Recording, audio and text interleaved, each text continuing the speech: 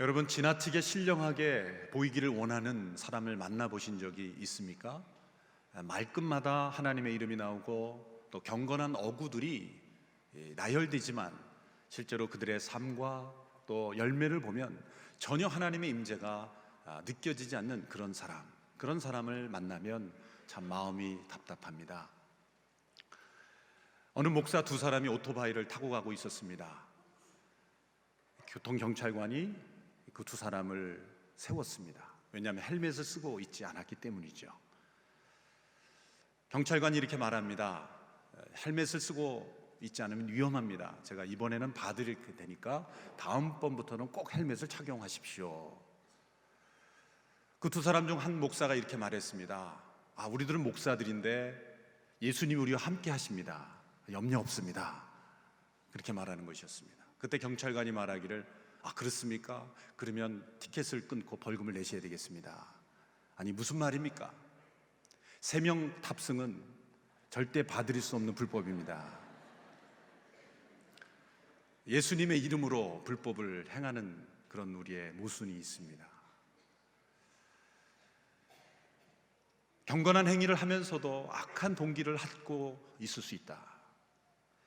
다른 사람을 감동시키는 구제와 또 신앙적인 행위를 하면서도 우리의 내면은 여전히 자기 중심적이고 또 나쁜 동기를 가지고 행할 수 있다라는 것을 예수님은 지적하셨습니다.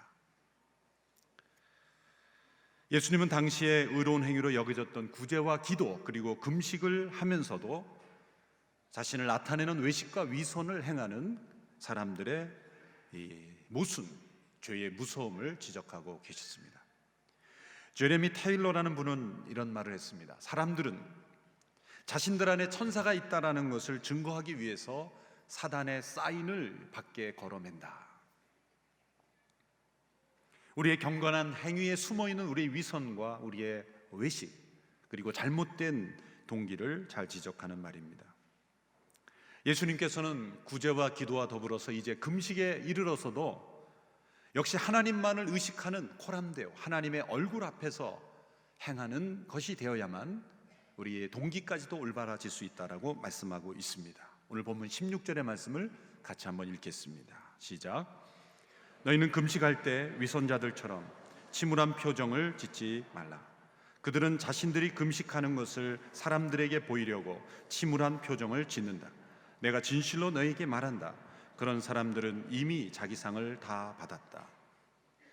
성경에는 금식에 관한 많은 기사들이 기록들이 나옵니다. 모세는 시내산에서 율법을 받기 위해 40일간 금식을 했습니다.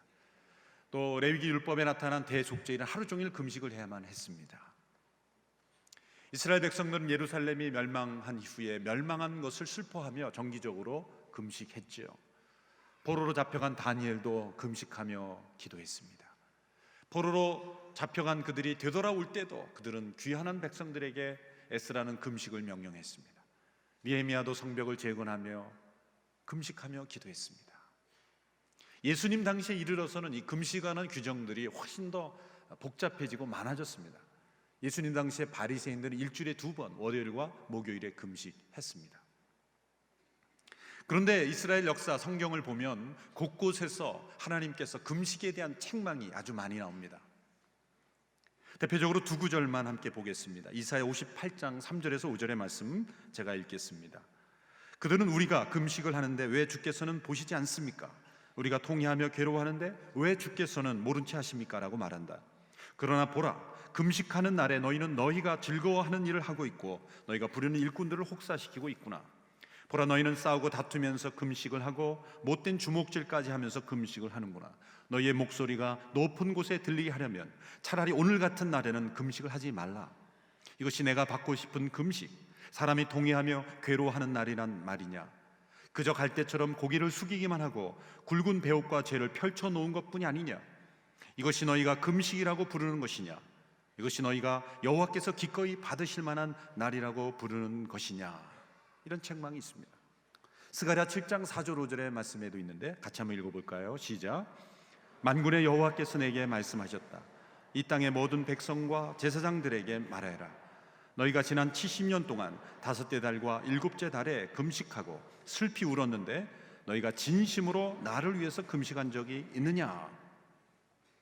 하나님의 책망입니다. 베옷을 입고 죄를 뒤집어 쓰고 그리고 갈대처럼 고개를 숙이고 괴로운 표정을 지으며 행했던 많은 금식들이 과연 나와 관계 있는 것인가? 나를 위한 것이냐? 너희 자신을 위한 것이 아니냐라고 책망하시고 계신 것입니다. 그들이 금식은 했지만 마음은 탐욕과 다툼, 미움, 분열, 변화되지 않는 채로 외형적인 금식 행위만 했던 것이죠. 바울이라는 사람이 바리새인에서 사도로 변화되었을 때 바리새인들은 그를 미워했습니다. 미워한 나머지 그를 죽이기까지 하려고 했습니다. 그래서 바리새인들 중에 이러한 사람들이 나타났다고 사도행전에 기록되고 있습니다. 내가 바울을 죽이기 전까지는 절대 물도 마시지 않겠습니다. 40일 금식을 하는데 그 목적이 바울을 죽이는 목적으로 생각해 보십시오. 사람을 살인하기 위한 목적으로 금식을 하는 바리새인까지 나왔던 것입니다. 무엇인가 크게 잘못되지 않았습니까? 여러분, 예수님 당시 바리새인들이 왜 일주일에 2번 월요일과 목요일에 금식한지 아십니까? 왜 월요일과 목요일일까요? 바로 그날이 장날이었기 때문입니다. 많은 사람들이 시장에 모이는 그날이기 때문에 그들은 금식일로 정했던 것이죠. 여러분, 고행 자체를 위한 고행, 그것은 마치 사람이 건강을 위해서 근육을 만드는 것이 아니라 근육 자체를 위한 근육을 만드는 것이 될 수가 있는 것입니다. 금식 자체를 위한 금식을 하면 자기가 더 강해지는 것이죠. 예수님은 금식을 부정하지 않으셨습니다. 금식을 당연한 것으로, 해야 하는 것으로 인정하셨습니다. 그래서 오늘 말씀에 너희가 금식한다면 그러지 않고 금식할 때에, 이 말씀은 당연한 것으로 여기셨다는 거죠. 금식이 문제가 아니라 금식을 하면서 침울한 표정을 지며 슬픈 표정을 지며 그것을 자신이 얼마나 경건한 사람이라는 것을 드러내는 도구로 사용한 것을 지적하신 것입니다. 우리도 가끔 금식할 때 그렇지 않습니까? 금식하면 얼굴에 힘이 없어지고 수척해 보입니다. 주변 사람들이 묻습니다. 아니, 오늘따라 왜 이렇게 힘이 없어 보여? 주저하지 않고 말합니다. 나 금식 중이거든. 힘 없는 목소리로 나 금식 중이야. 도대체 며칠을 금식했길래 그렇게 힘이 없어? 한 끼.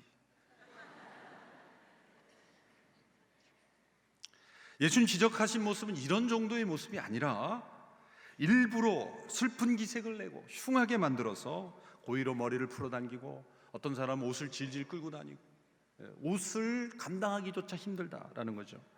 죄를 뒤집어 쓰고 다니는 사람, 각양각색의 모습으로 외식과 위선을 행하는 사람들의 종교가 이상한 모습으로 변해가고 있는 것이죠. 하나님 앞에서 죄를 슬퍼하는 것이 아니라 자기 자신을 드러내기를 기뻐하는 사람으로 변화되고 있었다는 것입니다. 예수님은 그러한 사람들은 이미 사람들에게 보여지는 것 자체가 상이 되기 때문에 하나님으로부터 받을 상이 없다라고 말씀하셨습니다. 이런 자기 과시적인 금식에 대하여 신약에서 사도 바울은 이렇게 표현하였습니다. 골로새서 2장 23절의 말씀을 같이 읽겠습니다. 시작. 이런 규정들은 꾸며낸 경건과 거짓 겸손과 육체를 괴롭히는 데는 지혜 있는 모양을 가지지만 육신의 욕망을 억제하는 데는 아무런 유익이 없습니다. 이것은 꾸며낸 경건이요, 거짓된 겸손이요, 육체를 괴롭게 하지만 정말 중요한 육신의 욕망을 억제하지는 못하고 오히려 육신의 욕망을 부채질하는 것입니다. 인간적인 욕망, 자기의 욕심, 이기심을 위하여 하는 금식은 자기를 더 강화시키는 것이죠. A.B. 브루스라는 목사님은 100년 전에 계셨던 분인데 이미 이 위선과 외식의 유혹에서 우리가 어떻게 벗어날 수 있는지에 대해서 아주 중요한 지혜를 우리에게 소개해주고 있습니다. 그분이 제안한 일종의 공식 포뮬러가 있는데 한번 읽어보고 우리가 기억하면 좋을 것 같습니다. 같이 한번 읽어볼까요? 시작. 숨기고 싶은 유혹이 들 때는 보이라. 그리고 보이고 싶은 유혹이 들 때는 숨기라. 얼마나 지혜로운지 모릅니다. 내가 다른 사람에게 보이고 싶지 않은 부끄러운 모습이 있다면 과감하게 털어내라. 과감하게 드러내라. 그 당시에는 부끄럽고 그 당시에는 창피함을 느낄지 모르지만 드러내는 순간 변화가 일어나고 드러냄으로써 오히려 회복의 길을 걸을 수 있다. 그리고 오히려 다른 사람에게 좀 나타내고 싶고 다른 사람이 알아줬으면 하는 면이 있다면 오히려 자신을 감추라. 숨기고 싶은 것은 드러내고 보이고 싶은 것은 숨기라. 아주 쉬운 공식이지만 우리의 영성 생활의 목표가 되어야 하는 것이죠. 바로 이러한 지혜는 오늘 본문에 나오는 예수님으로부터 얻은 지혜이죠. 17절 18절의 말씀을 같이 한번 읽겠습니다. 시작. 너는 금식할 때에 머리에 기름을 바르고 얼굴을 씻어라. 그래서 내가 금식하는 것을 사람에게 보이지 말고 은밀하게 계셔서 보시는 내 아버지께만 보이도록 하여라. 그리하면 은밀하게 계셔서 보시는 내 아버지께서 내게 갚아 주실 것이다. 계속해서 지난 3주 동안 나오는 핵심적인 단어는 바로 은밀이라는 단어입니다. 은밀히 보시는 아버지 앞에 행하라.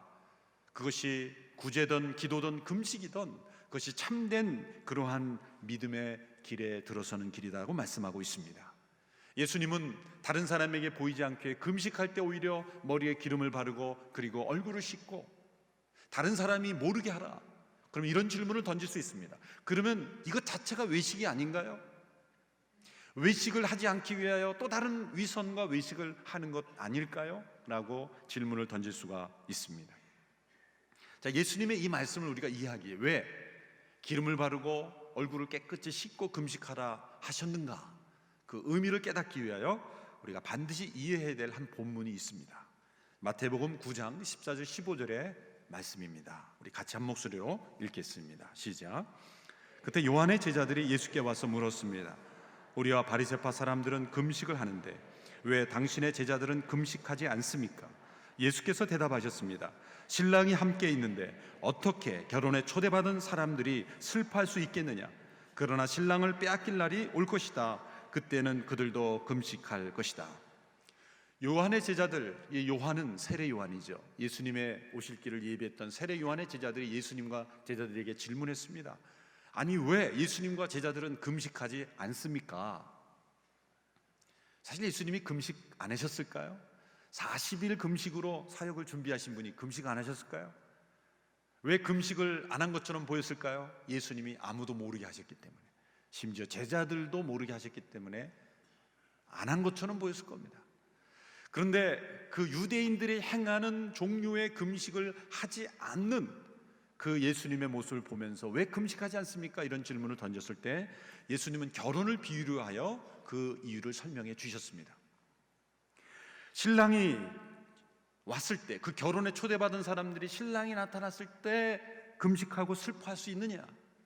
이것은 유대인들의 결혼 습관에 있어서 중요한 것은 우리나라와 정반대죠. 우리나라는 신랑이 신부를 기다리지 않습니까? 그래서 신부가 나타나는 것이 일종의 클라이막스입니다. 그런데 유대 관습으로 의하면 신랑이 나타나는 게 클라이막스예요. 그래서 신부가 신랑을 기다리는 거죠. 그래서 신부가 기다리던 신랑을 만나게 되는 그 기쁨이 결혼식의 아주 중요한 순간이죠. 결혼식에 보면은 문화는 다르지만 어느 나라 결혼식이든지 결혼식만큼은 모두가 밝고 환한 얼굴입니다. 결혼식에 슬픈 표정을 짓고 있는다면 어울리지 않는 표정이죠. 물론 그런 사람이 있을 수 있어요. 그런 사람은 어떤 사람입니까? 자기가 사랑하는 사람이 결혼하는데 배우자가 내가 아니라 다른 사람일 경우, 그런 사람인 경우에는 가능합니다만 그 외의 모든 사람들은 다 밝고 환한 얼굴이에요. 평소에 서로 갈등이 있었던 분도 보면은 결혼식에서만큼은 서로 아주 젠틀하게, 서로 인자하게 서로 대하지 않습니까? 왜? 그 결혼의 기쁨을 잃어버리지 않게 하기 위해서입니다. 여러분, 결혼식을 마치고 필요 현장에 내려갔는데 이러한 그 스티커가 붙어 있다고 생각해 보십시오. 오늘은 금식입니다. 전혀 어울리지 않는 그런 문구죠. 예수님은 자신을 신랑으로 소개하셨습니다. 자, 신랑이 신부를 만나는 그 기쁨, 그 기쁨의 순간에 슬픈 표정을 할 수가 있는가? 그 기쁨이다. 여러분, 교회의 본질은 무엇입니까? 우리가 예수님을 만나는 기쁨이에요. 교회에 왜 오셨습니까? 예배의 본질은 무엇입니까? 살아계신 예수님을 만나는 기쁨이에요. 교회 운동력은 어디에 있습니까? 성도들의 교제에는 예수님을 만나는 기쁨이에요. 이것 외에는 다른 어떤 것도 중요한 것이 없습니다. 이것이 없으면 다른 어떤 것도 중요한 것이 돼서는 안 돼요. 교회가 생명력을 잃어버린 이유는 바로 예수님을 만나는 기쁨을 잃어버렸기 때문이죠. 가장 중요한 신랑과의 만남, 그 기쁨을 잃어버릴 때 우리는 운동력을 잃어버리는 거예요. 결혼 예식에서 때로 해프닝이 많이 일어납니다. 거의 모든 분들이 처음 해보는 거기 때문에 여러 가지 일들이 많이 일어나요. 거의 실수 없이 되는 경우가 없어요. 신랑이 서는 위치를 잘못 착각을 한다든지, 어떤 경우 신부가 신랑의 팔짱을 껴야 되는데 신랑이 신부의 팔짱을 낀다든지, 주례를 해보면 각양각색의 해프닝들이 일어나요. 신부와 신부 아버지가 이렇게 걸어 들어오면 몇 발짝만 내려가서 그 신부를 웰컴해야 되는데 한 중반까지 뛰어가서 신부를 납치해 데려오는 신랑이 있는가 하면 별의별 실수가 많죠. 또 주례하는 분들도 실수가 많이 있을 수 있어요. 제가 기억하는 가장 아주 테러블한 실수가 있었어요. 그게 뭐냐면, 제가 너무 피곤한 날이었어요. 주례를 하는데 조명이 너무 세고 막 혼미한 거예요. 너무 건강도 좋지 않고. 그래서 서약을 하는데 사람들이 막 웃는 거예요. 왜 웃나 보니까 내가 신랑처럼 신부에 대해서 서약을 하고 있는 거예요. 신부를 뺏을 뻔한 거죠, 제가. 이런 치명적인 실수를 했어요. 예식 끝나고 아마 신랑에게 멱살을 붙잡혀야 되지 않겠습니까? 그런데도 모든 사람들이 다 용서하는 거예요. 신랑이 그러더라고요. 제 생애 가장 재미있는 날이었습니다. 어떻게 그런 실수가 용서될 수 있을까요? 가장 중요한 게 뭡니까? 신랑과 신부가 만나는 기쁨의 날 아닙니까? 그때 서로 짜증내고 분노하고 순서가 틀렸다고 그럴 필요가 없는 거예요. 여러분, 교회 공동체 안에 가장 중요한 것, 예수님을 만나는 기쁨이에요. 만일 이런 기쁨이 없으면 어떻게 됩니까? 금식해야 된다는 거예요. 이런 기쁨이 없어질 때 금식하는 것입니다. 금식 자체로 슬픔을 가지고 슬픈 표정을 내는 것이 기독교 신앙의 본질이 아니라 예수님을 만나는 그 기쁨, 그 기쁨으로 인하여 주님을 사모하는 기쁨이 넘쳐나는 것이 참된 본질이다. 그러나 신랑을 빼앗길 날이 올 것인데 그때는 금식할 것이다. 이때가 언제입니까? 자, 신랑이 왔습니다. 예수님이 오셨습니다. 그 예수님이 오신 기쁨이 있습니다. 그런데 예수님은 승천하시고 다시 오실 날을 기다리고 있습니다. 예수님이 오신 초림의 때와 다시 오실 재림의 그 사이에 우리는 금식해야 합니다. 왜 금식해야 합니까? 예수님이 오신 그 기쁨으로 우리는 금식하고, 또 예수님이 다시 오실 날을 기다리는 갈망함으로 우리는 금식해야 한다는 것이죠. 여기서 예수님은 중요한 교훈을 우리에게 말씀하십니다. 우리가 행하는 금식은 과거 이스라엘 백성들이 구약시대에 그런 슬픔으로 하는 금식이 아니다. 새로운 금식이 요구된다. 예수님이 이 세상에 오심으로 하나님의 나라가 왔고 우리가 그 하나님의 나라에 들어감으로 인해서 우리에게는 이제 새로운 금식이 요구되는 것입니다. 예수님께서 이 금식에 관한 말씀을 하면서 9장 17절에, 마태복음 9장 17절에 이어서 이런 말씀을 주고 계십니다. 새 포도주를 낡은 가죽 부대에 담는 사람도 없다. 그렇게 하면 부대가 터져 포도주가 쏟아지고 부대도 못 쓰게 된다. 그러니 새 포도주는 새 부대에 담아야 둘 다 보존된다. 새 포도주는 새 부대라는 말씀은 예수님이 금식에 관한 교훈을 주시면서 하신 말씀이에요. 여기서 새 포도주를 새 부대에 담가야 된다는 것은 무슨 말입니까? 예전에 있었던 금식이라는 제도, 옛 제도, 그것은 슬픔의 제도요, 근심의 제도요, 왜 하는지도 모르고 하는 제도였지만 예수님이 세상에 오심으로써 우리에게 구원의 기쁨이 주어졌고 메시아를 만난 기쁨이 있다면 이제 그 기쁨으로 인하여 행하는 금식이 있다는 거예요. 그리고 그 예수님이 다시 오실 것을 사모하며 갈망하며 하는 금식이라는 것입니다. 이게 새로운 금식입니다. 예수님이 머리에 기름을 바르고 얼굴을 씻고 하라는 것은 위선의 죄를 범하라는 것이 아닙니다. 금식은 슬픈 것이 아니라는 거죠. 새로운 금식은 무엇입니까? 이제는 슬프기 때문에 하는 것이 아니라 주님을 만난 기쁨 때문에 음식마저도 잊어버릴 수 있는 그러한 금식이라는 거예요. 배고픔이 있지만 그 배고픔 때문에 슬픈 것이 아니라 그 배고픔마저도 기쁨이 될 수 있는 금식이 된다는 거죠. 다시 오실 예수님을 갈망하며 행하는 금식이 되어야 된다는 것입니다. 따라서 새로운 금식은 슬픔이 아니라 기쁨으로 하는 것입니다. 절망하기 때문에 하는 것이 아니라 갈망하기 때문에 하는 것입니다. 공허함이 아니라 갈급함 때문에 하는 것이요, 억지로 하는 것이 아니라 즐거움으로 하는 것입니다. 이 새로운 금식의 본질에 대해서 아주 잘 설명을 해준 목사님의 글이 있습니다. 존 파이퍼 목사님이라는 분인데, 이분의 글을 제가 한번 인용해 봤습니다. 번역을 해서 조금 길지만 한번 잘 주목해서 읽어보시기 바랍니다. 제가 읽겠습니다. 우리가 금식하는 것은 우리가 경험하지 못한 어떤 것을 갈급해서가 아니라 그리스도의 임재라는 새 포도주가 너무나 실제적이고 만족스럽기 때문이다. 우리가 열성적으로 금식하는 것은 그리스도의 임재를 결코 맛보지 못해서가 아니라 그분의 성령을 통해 그 임재를 놀라울 정도로 맛보았으므로 그 즐거움이 충만히 완성되기까지는 만족할 수 없기 때문에 하는 것이다. 새로운 금식은 예수님의 사랑의 향기에 도취되어 일어나는, 그리고 그리스도의 복음으로 말미암아 하나님의 선하심을 맛봄으로써 일어나는, 그리고 하나님의 모든 충만하심에 대한 갈망이다. 여러분, 우리가 금식하는 것은 하나님을 한 번도 만나보지 못하기 때문에 하는 것이 아니라 하나님의 선하심을 맛보고 예수님을 만난 그 기쁨 때문에 더 큰 예수님의 임재를 사모하여 갈망하여 행하는 금식이라는 거죠. 그래서 금식은 더 많은 것을 얻기 위하여 때를 쓰는 극기 훈련이 아닙니다. 복음 안에서 주어진 하나님의 축복을 맛보았기 때문에 하나님을 깊이 사랑하는 갈망의 표현입니다. 여러분, 때로 우리가 어떤 하나님의 응답을 간구하기 위하여 음식을 끊고 금식할 때가 있습니다. 그것도 금식입니다.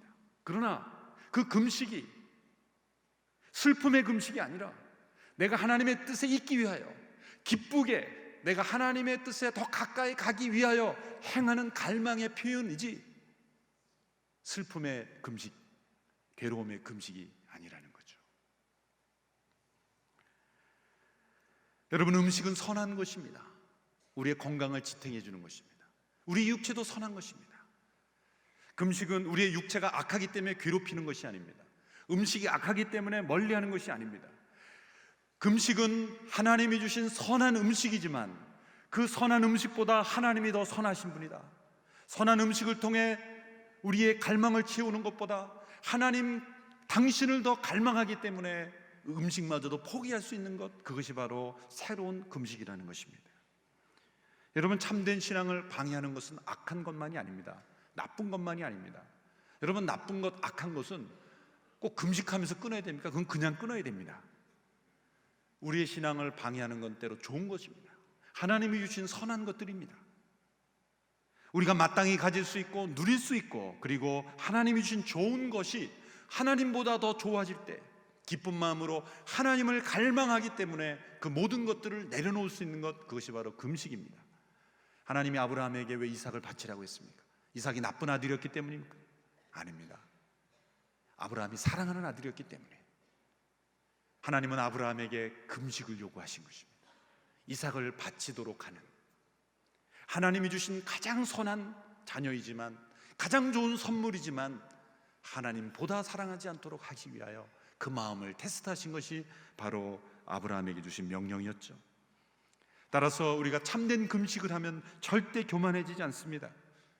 기쁨이 충만하고 갈망이 충만해서 절제의 열매에 이르게 되는 거죠. 성령의 9가지 열매 중에 마지막 열매가 무엇입니까? 사랑으로 시작해서 사랑, 희락, 화평, 오래 참음, 자비, 양선, 충성, 온유, 절제.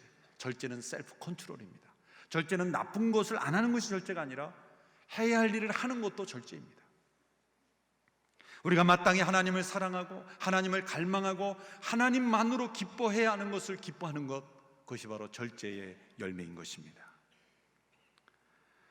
그래서 예수님께서 슬픈 모습을 하지 말고 머리에 기름을 바르고 얼굴을 씻으라. 실제로 금식은 슬픈 것이 아니다라는 것입니다. 존 라일 목사님은 말하기를, 금식하면서 슬픈 것처럼 보이는 것은 예수님이 십자가의 대속에 불만족스럽다라고 표시하는 것과 같다라고 말하고 있습니다. 우리 그리스도인들이 금식하는 새로운 금식은 배가 고픈 고통 속에서도 행복하고 기쁘다는 표현인 것입니다. 우리가 먹지 않고도 얼마나 기쁠 수 있는가, 먹지 않고도 얼마나 행복할 수 있는가를 보여주는 것입니다. 금식이란 기쁘게 고통받고 기쁘게 고난받는 것입니다. 그래서 찰스 스펄전 목사님은 금식은 축제라고 말했어요. 우리의 금식기도 기간은 진정 축제일이다. 하늘문이 이날들처럼 넓게 열린 때가 없으며 우리의 마음이 하나님의 영광에 이보다 더 가까이 가는 날이 없다라고 말했습니다. 예수님의 간증을 통해서 우리는 알 수 있어요. 요한복음 4장에 보면 예수님께서 사마리아의 한 여인을 만납니다. 제자들이 예수님이 드실 점심 식사를 준비하러 간 그 사이에 예수님께서 한 여인을 만나서 대화하셨어요. 그 사이에 그 여인이 변화됐습니다. 예수님이 메시아라는 것을 발견했습니다. 그리고 그 여인은 마을로 돌아가 예수님 메시아라는 것을 증거하기 시작했습니다. 여인이 떠난 후에 제자들이 왔습니다. 제자들이 도시락을 가져와서 음식을 가져와서 예수님 이제 뭘 좀 드셔야 되지 않겠습니까? 라고 말씀하셨습니다. 그때 예수님 뭐라고 말씀하셨습니까? 내게는 너희가 알지 못하는 양식이 있다. 내게는 너희가 알지 못하는 양식이 있다. 예수님이 컵라면을 숨겨놓으신 겁니까? 알지 못하는 양식이 무엇입니까? 제자들은 어리둥절했습니다. 우리가 알지 못하는 양식이 있다니 그건 무슨 양식입니까? 그것은 배가 고프시지만, 배가 고픈 굶주린 상태에 있지만 한 영혼이 예수님을 만나서 구원받는 그 영혼을 보면서 하나님의 뜻이 이루어지는 것을 보면서 메시아 되신 그분이 이 땅에 오신 목적이 이루어지는 것을 보면서 그 기쁨 때문에 그것이 양식이 되어서 육신의 배고픔을 채우지 않아도 되는 영의 양식을 통해서 육의 양식을 극복하는 거죠. 먹지 않아도 배부른 그 배가 되신 것입니다. 그런 이런 질문이 던져졌겠죠. 예수님이 그럼 안 드셨는가? 전 드셨을 것이라고 봅니다. 드셨겠죠. 계속 안 드셨겠습니까? 드셨겠죠. 예수님 말씀을 통해서 우리에게 보여주는 것, 육신의 양식을 넘어설 수 있는 그런 기쁨과 그런 감동의 양식이 있다는 거죠. 이런 말씀을 통해서 이해할 때 우리는 이사야 58장에서 말씀하시는 하나님께서 기뻐하시는 금식이 무엇인가에 대한 의미를 이해할 수 있습니다. 이사야 58장 6절 7절 말씀 같이 한번 읽겠습니다. 시작. 내가 받고 싶은 금식은 이런 것들이 아니냐. 부당하게 묶인 사슬을 끌어주고 멍에의 줄을 풀어주는 것, 압제받는 사람을 자유롭게 놓아주고 모든 멍에를 부숴버리는 것이 아니냐. 너희가 굶주린 사람에게 먹을 것을 나눠주고 가난한 노숙자를 집에 맞아들이는 것이 아니냐. 헐벗은 사람을 보면 옷을 입혀주고 내 혈육을 못 본 채 하지 않는 것이 아니냐. 하나님이 기뻐하시는 금식은 단지 굶는 것이 아니라, 자신이 굶는 것을 슬퍼서 하는 것, 어쩔 수 없어서 하는 것이 아니라 자신이 굶는 그 양식을 통해서 가난한 사람에게 나눠줄 수 있는 그런 마음, 그 마음은 기쁨의 마음이요, 감사의 마음이요, 승리의 마음이요, 능력의 마음인 것입니다. 고통스러운 금식이 아니라 기쁨의 금식이기 때문에 내가 굶어서 남은 그 양식을 가지고 가난하고 헐벗은 사람에게 베풀고 나누어 줄 수 있는 그러한 마음과 삶, 그것 자체가 하나님이 기뻐하시는 금식이라는 겁니다. 하나님이 요구하시는 금식은 이미 이사야 시대에 올바로 가르쳐 주셨어요. 종교적 행위로서의 금식이 아니라, 고행으로서의 금식이 아니라, 외식과 위선의 도구로서의 금식이 아니라, 하나님을 만난 기쁨, 메시아를 만난 기쁨, 예수님을 만난 기쁨, 신랑을 만난 그 결혼의 기쁨이 우리의 마음속에 있기 때문에 그 외에 어떤 것도 중요한 것이 되지 않아 버리는 거죠. 심지어 우리의 육신의 양식까지도 중요한 것이 되지 않는 겁니다. 내게 있는 물질 가치도 그것이 중요한 것이 되지 않아 버리는 것입니다. 그래서 모든 것으로 베풀고 나누어 줄 수 있는 넉넉한 마음이 되는 것, 그것이 바로 금식의 모습이라는 것입니다. 이것이 참된 금식이다. 예수님께서 머리에 기름을 바르고 얼굴을 씻으라는 말씀은 금식을 행하며 이런 기쁨의 금식이 되어야 된다는 거예요. 축제의 금식이 되어야 된다는 거예요. 나눔의 금식이 되어야 한다는 것을 말씀하고 있습니다. 여러분, 우리는 금식을 하면 우리의 인생의 즐거움이 얼마나 먹는 즐거움에 많이 의존되어 있는지를 발견하게 됩니다. 예수님은 40일을 금식하시면서 사단이 이 돌을 떡으로 만들라고 했을 때, 그 유혹했을 때 예수님은 어떻게 유혹을 물리치셨습니까? 사람이 떡으로만 살 것이 아니라 하나님의 입으로 나오는 모든 말씀으로 살 것이라고 말씀하셨어요. 여러분, 우리는 3일만 굶어도 어떤 그 메시지가 떠오릅니까? 사람이 말씀으로만 살 것이 아니라 떡으로도 살 것이다. 이런 메시지가 계속해서 떠오르지 않습니까? 2끼만 굶어도 아마 그런 메시지가 떠오를 거예요. 역시 말씀만으로는 안 돼. 육도 세워야지. 예수님은 40일을 금식하는 가운데 가장 굶주렸을 때, 가장 한 떡도 필요한 그때에, 하나의 떡이 필요한 그때에 예수님은 사람이 떡으로만 살 것이 아니라 하나님의 말씀으로 살 것이라도 말씀하셨어요. 떡을 부정한 것이 아닙니다. 예수님은 떡을 이기신 것입니다. 떡을 승리하신 것입니다. 육신의 양식에 의존되는 삶이 아니라 하나님의 양식에 의존하여 사는 삶을 선언하신 것입니다. 예수님은 우리에게 진정한 금식의 삶이 무엇인지를 보여주셨습니다. 금식은 예수님처럼 하나님을 기뻐하고 하나님의 뜻대로 행하는 축제여야 합니다. 페스트는 피스트가 돼야 돼요. 우리가 금식하는 것, 그것은 자기를 강하게 하는 도구가 아니라 자기를 부인하는 도구가 되어야 합니다.